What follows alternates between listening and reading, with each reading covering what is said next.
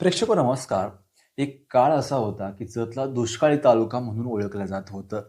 मग जत पूर्व भागात तर पाण्याची परिस्थिती फारच गंभीर होती.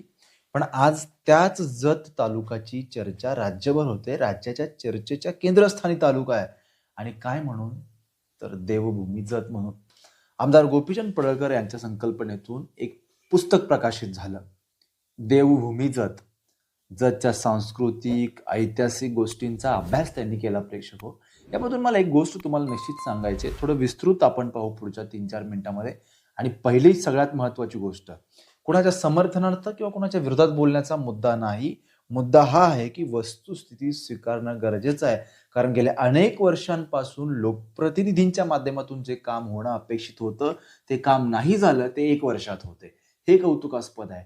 महाराष्ट्राच्या राजकारणात महाराष्ट्रात 288 मतदारसंघापैकी असे इतरही काही मतदारसंघ आहेत की जिथे वर्षानुवर्ष एकाच अजेंड्यावरती निवडणूक लढवली जाते, पण ते काम पूर्णत्वाला जात नाहीये. गेल्या 5 वर्षात पाणीचा अजेंडा, पुढच्या 5 वर्षात पाणीचा अजेंडा, त्याच्यानंतर पुढच्या 5 वर्षात पाणीचा अजेंडा, पण तालुक्याला पूर्णपणे पाणी मिळालेलं नसतं. जतच्या निवडणुकीमध्ये पहिल्यांदा असं झालं. पाण्याचा तर अजेंडा होताच, पाण्याची तर पूर्तता त्यांनी केलीच, पण त्याबरोबर रोजगार, शिक्षण, उद्योग या सगळ्या गोष्टींवरती अजेंडा होता प्रेक्षको. ही बाब कौतुकास्पद आहे. आणि जतच्या एकूणच अभ्यास केला, खरं तर जत हे तालुका महाराष्ट्र आणि कर्नाटकच्या बाउंड्रीवर आहे. त्यामुळे तिथे एक मोठी बाजारपेठ पण उपलब्ध होऊ शकते. तिथलीच भौगोलिक स्थिती अशी की त्याचा जरी आपण फायदा केला तरी एक लोकांना उत्कृष्ट दर्जाचं आपण जीवनमान देऊ शकतो. पण या सगळ्या गोष्टींसाठी राजकीय इच्छाशक्ती फार महत्वाची असते. पॉलिटिकल विल पॉवर प्रभावी असेल तर काय होऊ शकतं तुम्हीच पहा. महाराष्ट्राची स्थापना झाल्यापासून एक सुख सुविधांपासून वंचित राहिलेला तालुका. पश्चिम महाराष्ट्रातील दुष्काळी तालुके आहेत काही, त्यापैकी एक तो जत तालुका, जत मतदारसंघ. 288 क्रमांकाचा मतदारसंघ. निवडणुकीच्या प्रचार सभेमध्ये मुख्यमंत्री देवेंद्र फडणवीस बोलताना असं म्हणाले की माझा गोपीचंद इथून उभा राहतोय आणि हा मतदारसंघ माझ्यासाठी पाहिजे, अशा अर्थाचं एक त्यात स्टेटमेंट होतं. खरं तर ते वाक्य म्हणजेच खूप मोठी उपलब्धी होती विकासाच्या दृष्टिकोनातून, एक लक्षात घ्या. कारण वरिष्ठांचं सहकार्य आणि स्थानिक लोकप्रतिनिधींचा पाठपुरावा यातूनच तर विकासाची संकल्पना निर्मिती होते. यातूनच ही खूप महत्वाची गोष्ट असते. अनेकदा होतं काय प्रेक्षक लक्षात घ्या, आमदार फंडातूचा तर निधी असतोच, पण बहुतांश वेळेस मतदारसंघात तो कधी कधी ते पण पैसे कमी पडत असतात. तर जे वेगळं काम तयार करायचं किंवा जी वेगळी एखादी योजना किंवा एखादं विशिष्ट काम राबवायचं, एखादं कॉलेज सुरू करायचं, एखादं हॉस्पिटल सुरू करायचं, आता तहसील कार्यालयाचा मुद्दा होता जतच्या बाबतीतला, MIDCचा मुद्दा आहे, याच्यासाठी तर निधी मंजूर करून आणण्यापूर्वी एक आराखडा तयार करावा लागतो. तसा प्रस्ताव शासनाला त्या त्या विभागाकडे सादर करावा लागतो आणि त्याच्यानंतर त्याच्यावरती मीटिंग होतात, त्याचा अभ्यास होतो, रिसर्च होतो आणि मग ती योजना मंजूर केली जाते किंवा तो पैसे मंजूर केले जातात. एक लक्षात घ्या. तुम्हाला एक गोष्ट सांगतो मी. महाराष्ट्रातल्या 288 मतदारसंघापैकी काही मतदारसंघ असे आहेत की तुम्हाला असं वाटेल की आपण मुंबई शहरात आहोत किंवा बाबा कुठल्या तरी नामांकित शहरात आहोत. तसंच मिनी मुंबई सारखं तिथं सगळं डेव्हलपमेंट आणि त्या बिल्डिंग आणि तिथली स्वच्छता, सुखसुविधा तुम्ही जर पाहिलं तर तुमच्या लक्षात येईल. तसं प्रत्येक मतदारसंघात का नाही? त्याचं कारण असं आहे की निधी खेचून आणण्यासाठी स्वतःचं राजकीय वजन वापरावं लागतं, स्वतःची ताकद वापरावी लागते. आणि गोपीचंद पडळकर यांच्या बाबतीतली गोष्ट काय आहे की यांच्या कामाची पद्धत, त्यांची एक शैली तशी आहे की बाबांनो, एखाद्या गोष्टीला जर ठरवलं तर ती तडीच घेऊन जायची, शेवटपर्यंत त्याचा पाठलाग सोडायचा नाही, ती पूर्णत्वाला घेऊन जायची. यामुळेच प्रेक्षक हो, जे अनेक वर्षापासून प्रलंबित कामं होतं, जी 1 वर्षामध्ये ती कामं पूर्णत्वाला जाताना दिसतात आहे. त्याचं कारण असं आहे की राजकीय इच्छाशक्ती प्रभावी असेल तर काहीही होऊ शकतं प्रेक्षक, लक्षात घ्या. आज एकेकाळी दुर्लक्षित तालुका म्हणून ओळखला जात होता, त्याच तालुक्यात आमदार गोपीचंद पडळकर उभा राहतात, निवडून येतात आणि तो तालुका आज राज्याच्या राजकारणातल्या चर्चेच्या केंद्रस्थानी बनलाय. त्याचं एकमेव कारण आहे अभ्यासू, धडाडी आणि ग्रामीण भागातल्या सगळ्या आर्थिक अडचणींची समज असणारा नेतृत्व तिथून आमदार म्हणून झाला. आता हा समर्थनात बोलण्याचा मुद्दा नाही, हा वस्तुस्थितीवर बोलण्याचा मुद्दा आहे. आणि वस्तुस्थितीवर बोलत असताना वस्तुनिष्ठता राखणं पण तितकीच महत्वाची जबाबदारी आहे. मी आता बोलत असताना रियालिटी ना, तुम्ही पाठीमागचा सगळा इतिहास पहा की तिथं कायम निवडणुकी पाणी प्रश्नावर झालेली, पण पाणी मात्र कधी मिळालेलं नाही. आज पहिल्यांदा असं होतं की पाणी प्रश्नावर तर झालीच, पाण्याचा प्रश्न तर मार्गी लागतोय. त्याचबरोबर इतर सगळ्या गोष्टी आहेत. शिक्षण, उद्योग, सहकार, रोजगार निर्मिती या सगळ्याबद्दल ती निवडणूक झाली आणि उत्कृष्ट पद्धतीने काम चालू आहे. लोकप्रतिनिधी जर प्रभावी असतील, विकास करायला वेळ लागणार नाही. हां, एक लक्षात घ्या, विकासाची व्याख्या प्रत्येकाची वेगळी आहे.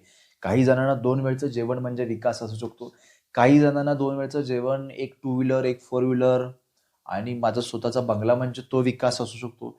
काहींच्या दृष्टीनं सगळ्या Mercedes, BMW, Fortuner, Jaguar, range Rover, defender अशा महागड्या गाड्या, स्वतःची मुलं परदेशात शिकणं, 100-200 एकर शेती, प्रतिष्ठित बागायतदार, हाही काहींच्या दृष्टीने विकास आहे.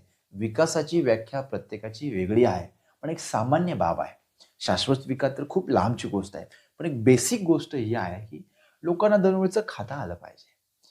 गेल्या 5 वर्षात जर एखादा माणूस स्प्लेंडरवरून फिरत असेल तर पुढच्या 5 वर्षात तो बुलेटवरून फिरला पाहिजे. त्याची आर्थिक स्थिती बदलली पाहिजे. तेव्हा तो विकास म्हणता येईल, तेव्हा तिथली उपलब्धी म्हणता येईल. लक्षात घ्या. तो विकास हा मुद्दा खूप बोलण्यासारखा आहे. माझा या निमित्तानं बोलण्याचा उद्देश असा आहे की गेल्या अनेक वर्षापासून ज्या गोष्टी प्रलंबित होत्या त्या गेल्या 1 वर्षभरामध्ये मार्गी लागतात आहे. हे असं कसं होतंय? याचं कारण असं आहे, राजकीय इच्छाशक्ती, सातत्याने एखाद्या गोष्टीचा पाठपुरावा करणं. असं नसतं की तुम्ही एखाद्या केंद्राकडे किंवा राज्याकडे प्रस्ताव पाठवला ते पटकन काम तयार झालं. एकतर आपल्याकडे ग्रामीण भागात तुम्हाला माहिती म्हटलं जातं, सरकारी काम आणि 6 महिने थांब. मग कुठल्याही गोष्टीत असं असतं, लक्षात घ्या. फॉलोअप घ्यावा लागतो. नोकरीच्या बाबतीत असेल किंवा व्यवसायाच्या बाबतीत असेल किंवा शासकीय योजनांच्या बाबतीत असेल, एखादा निधी मंजूर करून आणण्याच्या बाबतीत असेल, फॉलोअप खूप स्ट्रॉंग घ्यावा लागतो, पाठपुरावा करावा लागतो आणि आपलं राजकीय वजन पण असावं लागतं. लक्षात घ्या. आणि गोपीचंद पडळकर हे गाववाड्यातून तयार झाले. काजूची गिरवी आणि खपली गहूची चपाती खाऊन तयार झालेले नेतृत्व गरिबाला न्याय देऊ शकतील की नाही हा प्रश्नचिन्ह आहे. पण गावगाड्यातनं ज्या मिळेल त्या परिस्थितीतून तयार झालेली आहे, ती परिस्थिती स्वीकारून तयार झालेली नेतृत्व मंडळी ही गावगाड्यातल्या सर्वसामान्य घरातल्या गरीब घरातल्या माणसांना न्याय देऊ शकतो याचा विश्वास लोकांमध्ये आहे. तुम्ही अनेक राजकीय नेत्यांची फळी पहा प्रेक्षक हो. सुरुवातीपासूनच पहा. त्यांनी त्यांच्या त्यांच्या आयुष्यामध्ये जो संघर्ष केला, तो संघर्ष दुसऱ्याच्या वाट्याला येऊ नये म्हणून प्रयत्न केला सातत्यानं. ही बाब प्रेक्षको आपण एक नागरिक म्हणून लक्षात घेतली पाहिजे. पुन्हा तेच आहे. एकेकाळी दुष्काळी तालुका म्हणून ओळखला जातो, त्याच तालुक्याला आज देवभूमी जत म्हणून ओळखलं जातंय. याचं कारण आहे दूरदृष्टिकोनातून अभ्यास करणं. इथं जी नैसर्गिक संसाधनं उपलब्ध आहेत त्याच्या आधारावरती आणि शासनाच्या योजना म्हणजे लोकांच्या टॅक्समधलाच पैसा असतो. पण तो पैसा वापरण्यासाठी सतत क्रियाशील राहणं हे पण खूप महत्वाचं होतं. आमदार गोपीचंद पडळकर यांच्यामुळे दुर्लक्षित तालुका राज्याच्या प्रमुख चर्चेच्या केंद्रस्थानी आला. विकासाच्या दृष्टीने प्रगत पाऊल पडतात आहे. महाराष्ट्राच्या राज्यपालांनी पण त्यांच्या पुस्तकाचे आणि त्यांच्या कामाचं पत्राद्वारे कौतुक केलं. मला वाटतं की त्या तालुक्याला आजपर्यंतच्या इतिहासामध्ये राज्यपालांनी कौतुक केल्याचं पत्र पहिल्यांदाच आलं असेल आणि इतर वेळी आलं असेल तर मी दुरुस्त करेन त्याच्यामध्ये. तशी कॉमेंटमध्ये माहिती पण तुम्ही सांगा. या निमित्ताने मला एवढंच सांगायचं आहे, राजकीय इच्छाशक्ती प्रभावी असेल, एखाद्या योजनेबद्दलची, कामाबद्दलची पाठपुरावा करण्याच्या गोष्टींमध्ये सातत्य असेल, तर विकास नावाची गोष्ट लांब नाही. विकास खेचून आणता येतो, विकास करता येतो. हुशार, समृद्ध, सतर्क आणि ध्येयवादी राजकीय नेत्याची प्रत्येक मतदारसंघाला गरज आहे. काही मतदारसंघामध्ये आहे ती, पण काही मतदारसंघात अजूनही खूप कामाची गरज आहे. मला वाटतं काही मतदारसंघामध्ये बेसिक समस्यांवरती गेल्या 30-30, 20-20 वर्षापासून निवडणुका लढवल्या जातात. म्हणजे अनेक ठिकाणी पाणी प्रश्न हा प्रत्येक निवडणुकीचा अजेंडा असतो प्रेक्षक हो. मला सांगा, एखाद्या तालुक्यात पाण्याची समस्या आहे. एखाद्या टर्ममध्ये ती सगळी प्रक्रिया समजून घेऊन निधी मंजूर करायला वेळ लागला. दुसऱ्या टर्मला लोकांनी निवडून दिल्यानंतर त्या कामाची अंमलबजावणी केली तर 10 वर्षात एखाद्या तालुक्याचा पाणी प्रश्न सुटू शकतो. आणि दुसरी महत्वाची गोष्ट, पृथ्वीवरती पाण्याची कमतरता नाहीये, पाण्याच्या व्यवस्थापनाची कमतरता आहे. I am talking about not only Maharashtra.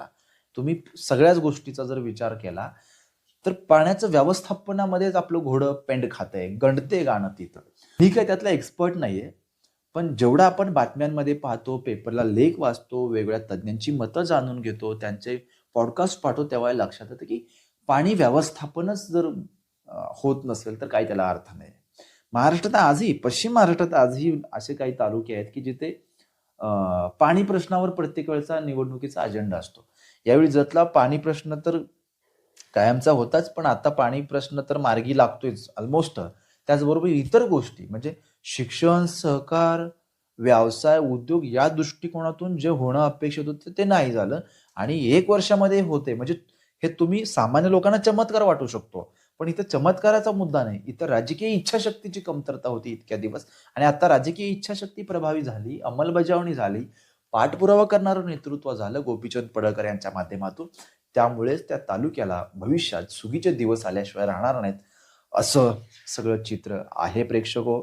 जतमध्ये मंदिरं खूप आहेत. सगळ्यांचा त्यांनी एकत्रित अभ्यास केला आणि जतला देवभूमी आहे असं त्यांनी पुस्तकं लिहिलं. हे खूप कौतुकास्पद गोष्ट आहे. मी थोडक्यात पण महत्त्वपूर्ण त्या सगळ्या गोष्टींबद्दल बोलण्याचा प्रयत्न केला. लीडरशिप खूप महत्त्वाची असते. या अँगलनं मी बोललो. लीडरशिप जर प्रभावी असेल तर कामाला वेळ लागणार नाही. पण लीडरशिप जर आळशी असेल, एखादं नेतृत्वच जर आळशी असेल, तर मात्र दुर्दैवी असतं. ते गोपीचंद पडळकरांनी दाखवून दिलं, प्रभावी नेतृत्व काय असतं ते. ही माहिती तुम्हाला कशी वाटली कमेंट करून नक्की कळवा. हा व्हिडिओ जर तुम्ही Facebook आणि Instaला पाहत असाल तर द हायवेच्या दोन्ही पेजला फॉलो करा.